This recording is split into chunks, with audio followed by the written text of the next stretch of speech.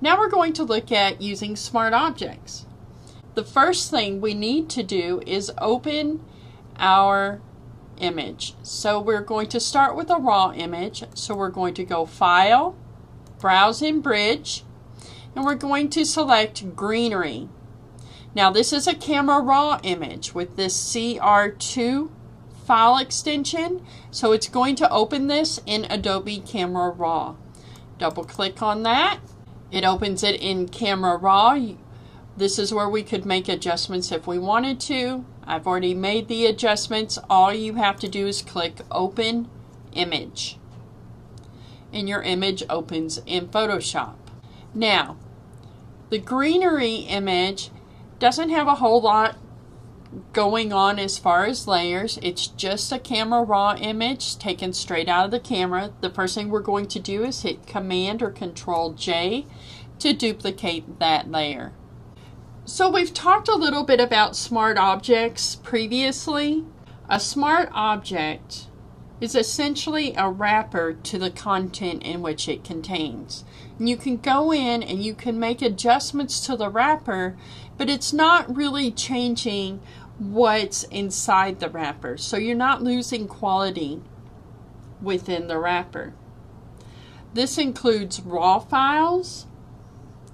It can be vectors, which are drawings and line art from Illustrator or Photoshop. Other layers, and even an entire PSD document can be contained within a smart object. Photoshop protects what you put into them by applying your edits to the wrapper instead of the contents. So you can transform or resize a smart object without losing any quality.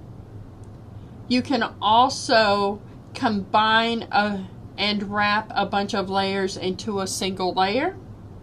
Run filters non-destructively on smart objects. Update multiple instances of the same content. Switch out content. All of which is done without harming or destructively editing the content within the smart object wrap.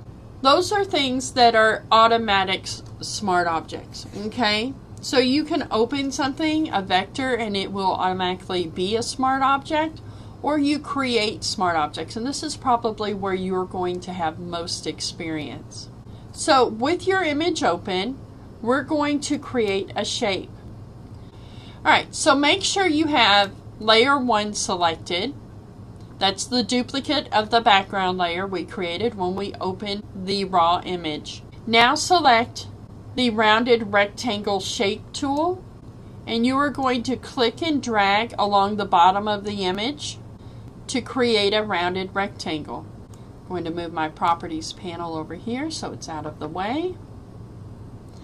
And I want to make sure my rounded rectangle is the same distance from each side, so I'm going to put guidelines at 1/2 inch from the edge. Alright, now I'm going to transform my rectangle, so rounded rectangle is selected. I'm going to hit Command or Control T, and I'm just going to bring in the edges of my rectangle on the right and the left to match my guidelines. Now look up here. Pay attention to where I created my guidelines. 1/2 inch is right on the half mark from the one over here, but 1/2 inch from the edge over here was, 2 lines in on the ruler here. So you're going to add a couple of centimeters. Go ahead and hit enter after you've adjusted your rounded rectangle. And I'm going to zoom out using Command minus, and you can see that I am pretty close on all of my edges. So you want your bottom margin to be pretty close to what you've got on the right and the left, but you are not required to put in a guideline.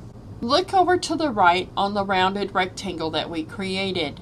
This corner cut out of the layer shows that this is a smart object. We're going to name the rounded rectangle Smart Object 1, and you can hit enter or click off.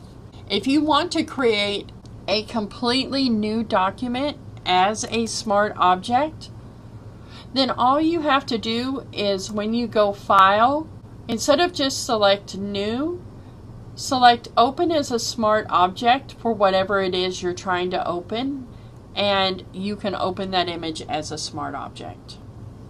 And that includes RAW files, PSD files, JPEGs, anything. Now we see I've got the smart object, which is my rounded rectangle down here at the bottom. Select your type tool, click in the foreground color, and select one of the green colors out of the little flower here.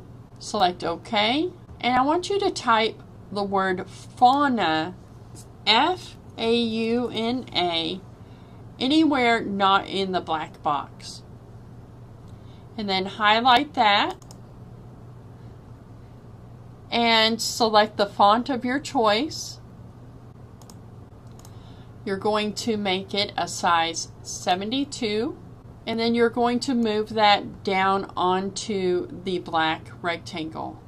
And you're going to need to center it. So you see what happens, my Smart Guide is popping up showing me exactly where the center is there. So I know that I've got it nice and centered. Once you have that completed, then you can go and make changes to your font if you so wish. I'm going to leave mine as is. And you can read a lot more about smart objects starting on page 129 in the book. They truly are very helpful in the non-destructive editing process. Alright, now we're going to save this. So we're going to go to File, Save As, 3i, your last name, and then greenery.